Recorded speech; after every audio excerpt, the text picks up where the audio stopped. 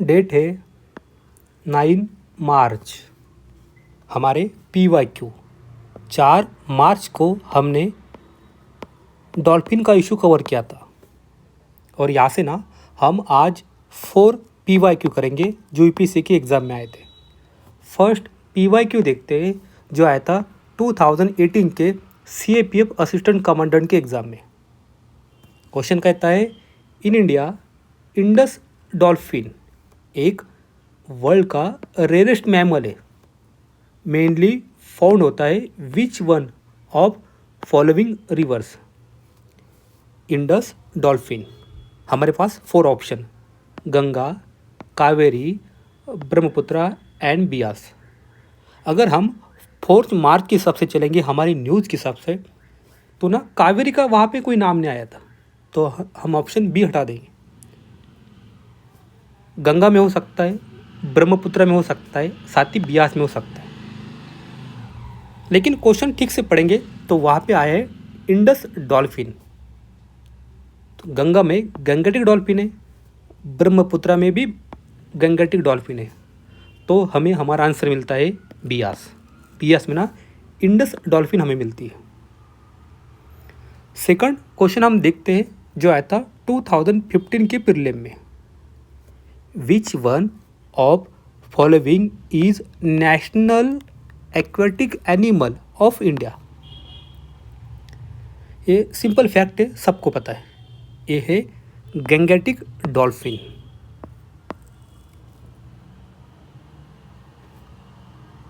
और यहाँ पे जो बाकी हमें दिख रहे स्पेसिस एनिमल, उन पे ना एक सेपरेट क्वेश्चन हर बार यूपीएससी प्रीलिम में आया है, चाहे सॉल्ट वाटर क्रोकोडाइल हो, ऑलिव रिडले टर्टल हो या फिर घड़ियाल हो। हमारे लिए PYQ करना काफ़ी इंपॉर्टेंट है। साथ ही उसके जो ऑप्शन होते हैं अदर, उस पर भी ध्यान देना चाहिए।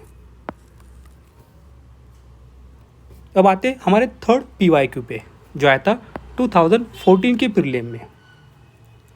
Other than poaching, what are possible reason for decline in population of Ganges river dolphins. और हमें यहाँ पे फाइंड करना है करेक्ट आंसर।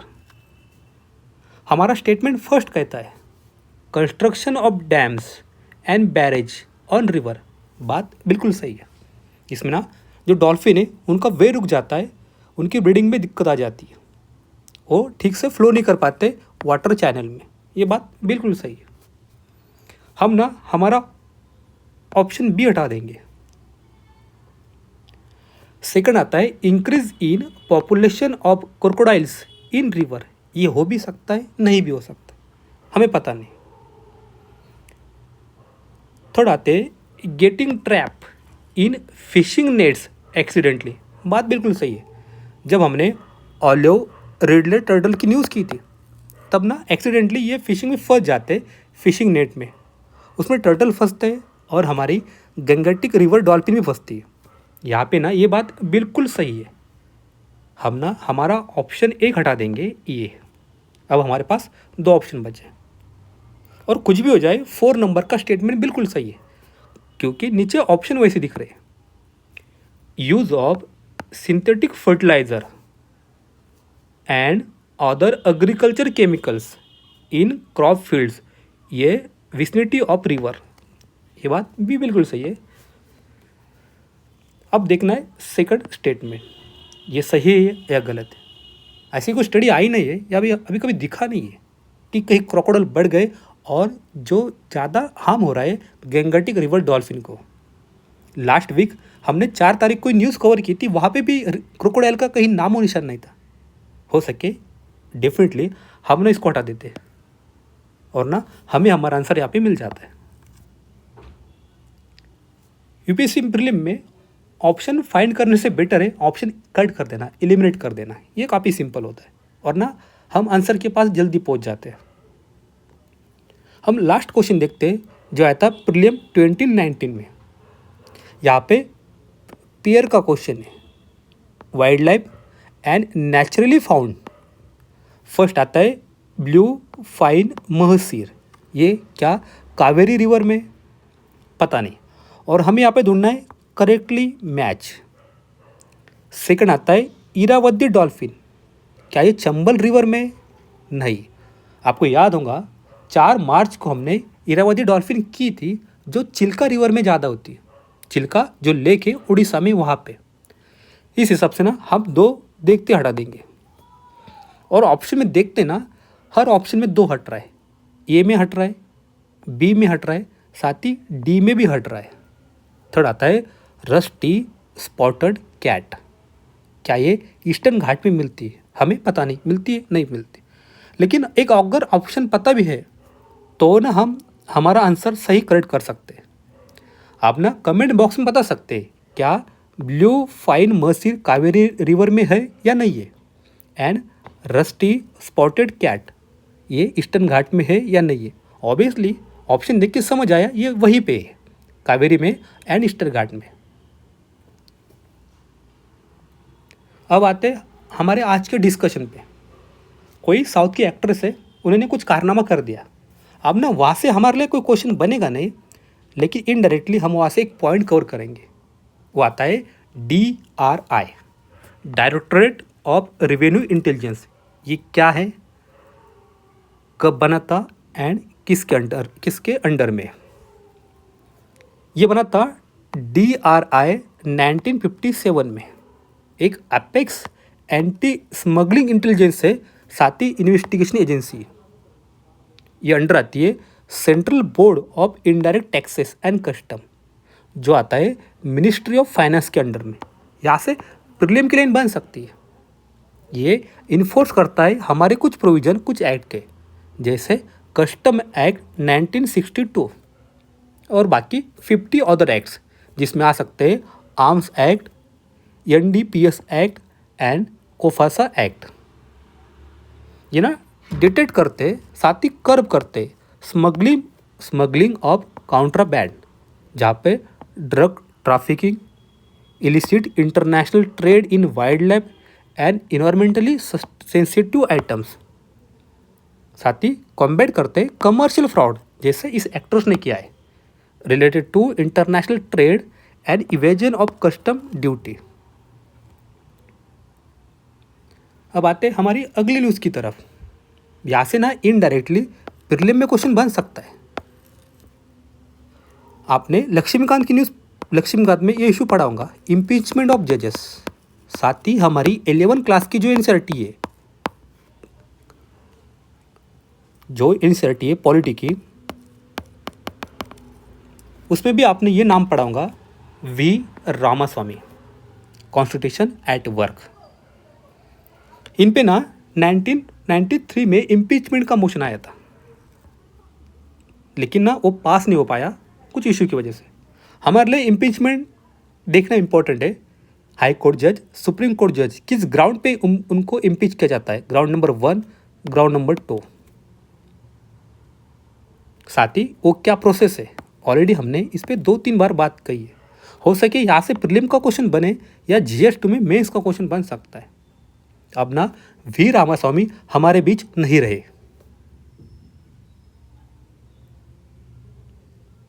अब आते हैं हमारी अगली न्यूज़ की तरफ। हम अभी है स्पॉटलाइट इशू पे। आपको याद होगा 27 फरवरी को हमने एक आर्टिकल कवर किया था, एक न्यूज़ कवर की थी, उसका नाम था प्रधानपति।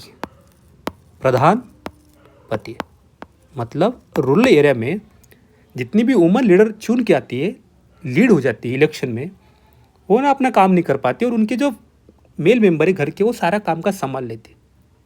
इसके पीछे क्या कारण है और क्या कुछ सॉल्यूशन होना चाहिए, इस पे हमने 27 फरवरी को बात की थी। और उसी 2 दिन बाद ना ये न्यूज़ आई थी और आज उसका एक आर्टिकल आया।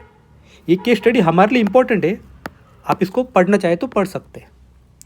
यहाँ से ना GS2 में मेंस भी सीधा क्वेश्चन बन सकता है प्रधानपति कल्चर पे। अब आते हैं इस न्यूज़ पे, रबर बोर्ड को हमने 15 फरवरी को कवर किया था, जिसका हेडक्वार्टर है कोट्टायम में। और आज की न्यूज़ देखोगे ना तो यहाँ से भी कोट्टायम का वर्ड आया है, तो इसका मतलब रबर बोर्ड का हेडक्वार्टर कोट्टायम में। ये बना था 1947 के रबर एक्ट ऑफ 1947 के अंडर में। इसका मतलब एक स्टैट्यूटरी बॉडी है। केरला इंडिया का लार्जेस्ट प्रोड्यूसर है रबर में। 90% कंट्री का नेचुरल रबर यहाँ से ना प्रोड्यूस होता है, केरला से। रबर बोर्ड आता है मिनिस्ट्री ऑफ कॉमर्स के अंडर में। यहाँ से प्रीलिम की लाइन बन सकती है, कब बना, किसके अंडर में और क्या काम करता है। आज की जो न्यूज़ आई है थोड़ी अलग इश्यू पे बात करती है, क्या है देखते। रबर बोर्ड ना जो केरला में प्लांटेशन होता है रबर का, उसका जियो मैपिंग करना चाहता है। यहाँ से हमारे कुछ प्रीलिम के कीवर्ड कवर हो सकते हैं। साथ ही GS1 में मेंस में क्वेश्चन आता है, आ सकता है रबर पे, नेचुरल रबर क्या लोकेशन है, क्या फैक्टर है उसके इंडस्ट्री के लिए, उसके मैन्युफैक्चरिंग के लिए या प्रोडक्शन के लिए, और रबर इंडस्ट्री के सामने क्या क्या चैलेंजेस है। यहाँ से GS1 में मेंस में क्वेश्चन आ सकता है। Geo mapping of rubber plantation.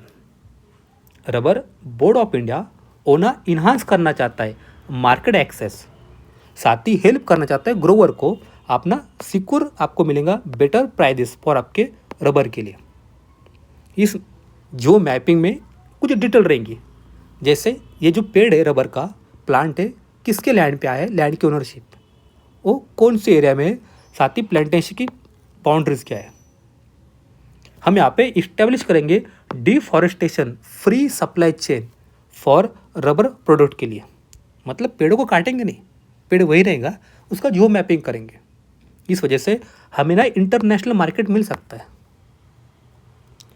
हमारा एक फ्रेमवर्क आता है जिसका नाम है Indian sustainable natural rubber, ISNR। यहाँ से प्रीलिम की लाइन बन सकती है।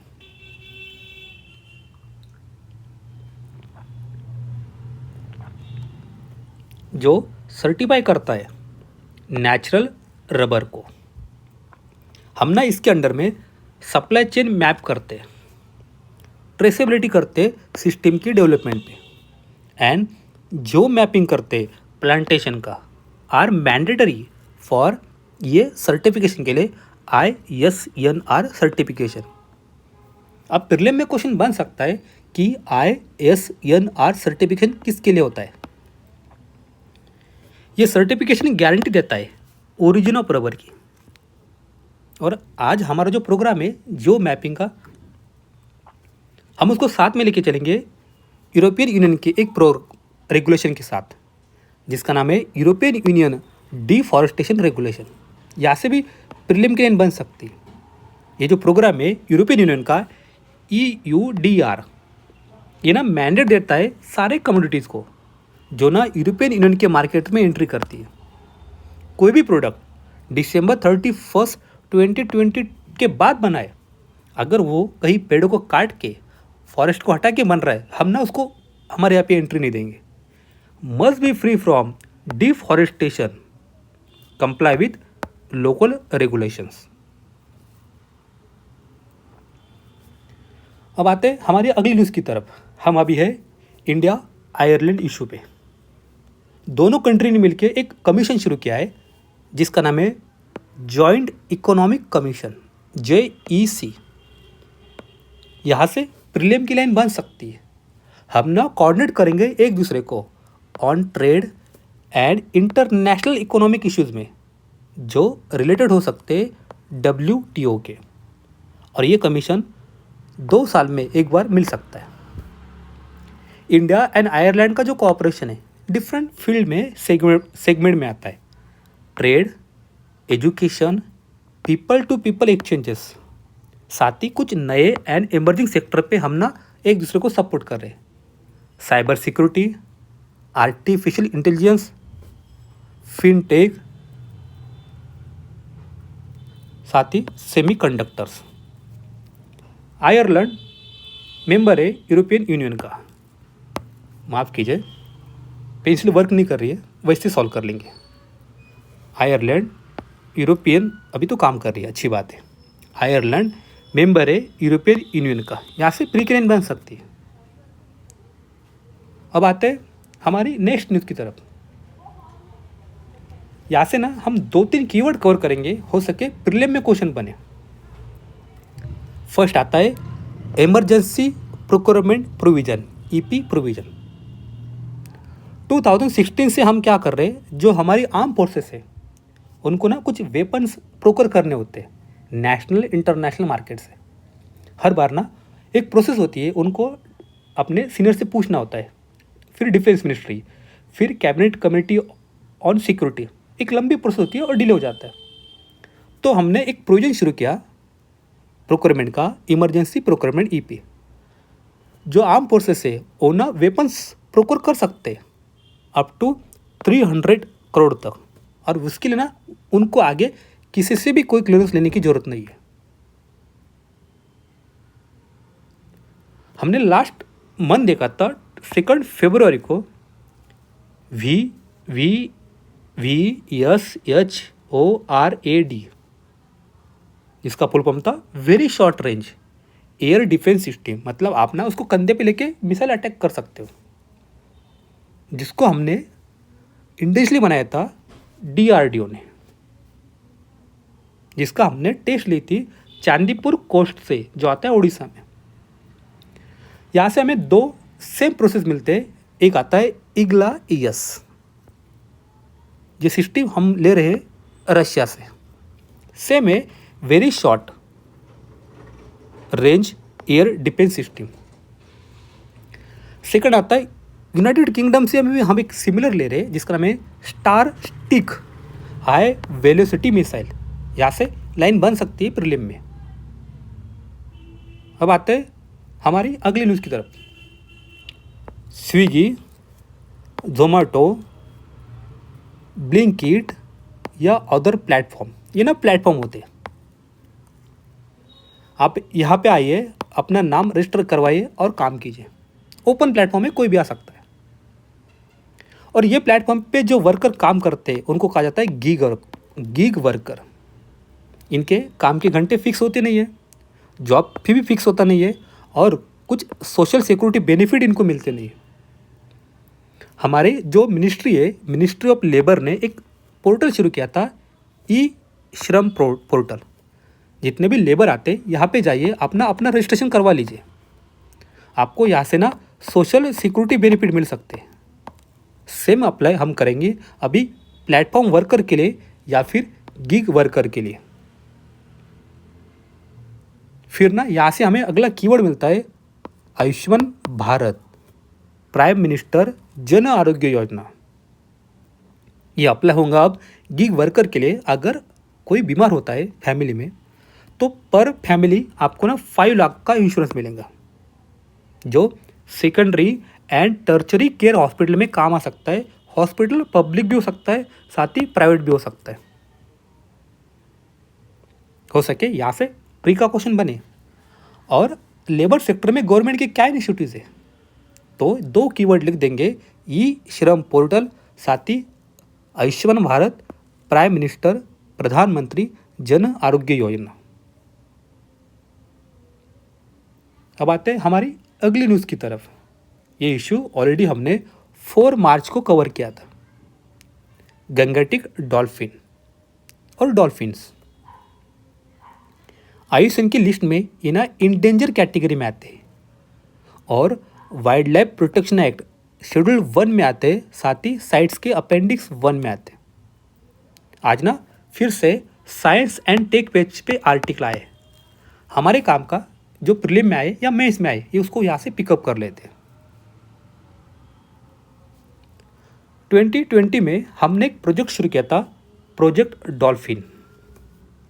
हमें कंजर्व करना है मरीन डॉल्फिन को, साथ ही रिवर के डॉल्फिन को। ये ना प्री की लाइन बन सकती है, प्रोजेक्ट डॉल्फिन क्या मरीन डॉल्फिन को कंजर्व करना है, साथ ही रिवर के डॉल्फिन को। दुनिया में डॉल्फिन 2 तरह की होती है। एक है फैक्यूलेटिव रिवर की डॉल्फिन, दूसरी है ऑब्लिगेट रिवर की डॉल्फिन। जो फर्स्ट आती है फैक्यूलेटिव रिवर, फैक्यूलेटिव रिवर ये ना मरीन में भी होती है, ओशन में, साथ ही फ्रेश वाटर रिवर में भी होती है, जैसे इरावदी डॉल्फिन। हमने अभी जो PYQ किया, वहाँ पे ऑप्शन था चंबल रिवर का, लेकिन इरावदी डॉल्फिन मिलती है चिल्का लेक में, साथ ही सुंदरबन में। कुछ हमें मिलते हैं छोटे छोटे डॉल्फिन अमेज़न में, ओरिंको में, साथ ही यांगजे रिवर पे जो आती चाइना में। सेकंड जो टाइप है डॉल्फिन का, ये है ऑब्लिगेट रिवर डॉल्फिन। बात यह है ये सिर्फ मिलती है फ्रेश वाटर बॉडीज़ में। दोनों का कंपैरिजन प्रीलिम में क्वेश्चन बन सकता है, हो सके GS3 मेंस में क्वेश्चन बने।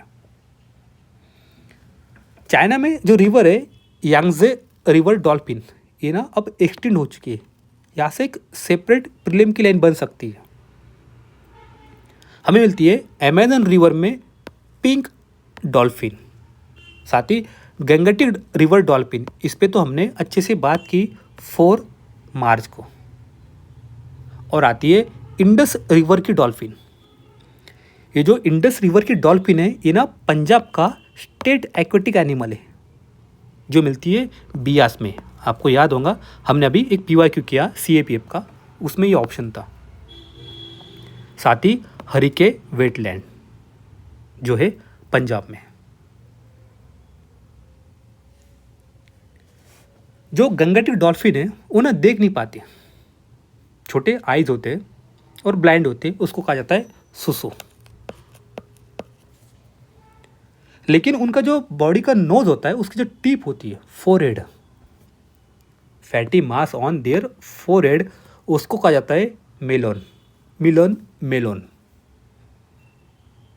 ये ना लेंस की तरह काम करता है, जो फोकस करता है साउंड पे, और इको लोकेशन में हमारे लिए उनके लिए इम्पोर्टेंट बन जाता है। अगर यहाँ पे डॉल्फिन है और यहाँ पे अगर कोई उसका फिश है, मतलब उसका खाना है, तो ना वो अल्ट्रासाउंड यूज़ करके उसको डिटेक्ट कर लेती है और वो समझ जाती है आगे कुछ बैरियर है या फिर कुछ खाना है, यहाँ से हमें मूव करना है या उसको खा लेना है।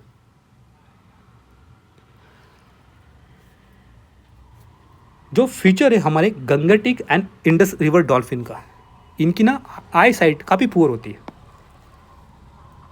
लेकिन हमने अभी देखा ये ना नेविगेशन करते साथ ही फीडिंग करते डन बाय इको लोकेशन, जहाँ पे ना अल्ट्रासाउंड वेव्स को यूज़ किया जाता है उनके वोकल कॉर्ड से, साथ ही जो मेलन होता है उनके फोरहेड पे। और ना ये जो अल्ट्रासाउंड है ये ना बाउंस बैक करता है उनके पास से और जाता है नियर बाय ऑब्जेक्ट पे और फिर से आ जाता है। जो हमारी रिवर की डॉल्फिन है, इंडस हो गंगटिक हो, उनके ना आए ना काफ़ी छोटे होते हैं, सेंटीमीटर तक, जो ठीक कोर्निया होता है। साथ ही उनके ना आई लेंस होते नहीं है, नो आई लेंस। यहाँ से प्रीलिम की लाइन बन सकती है।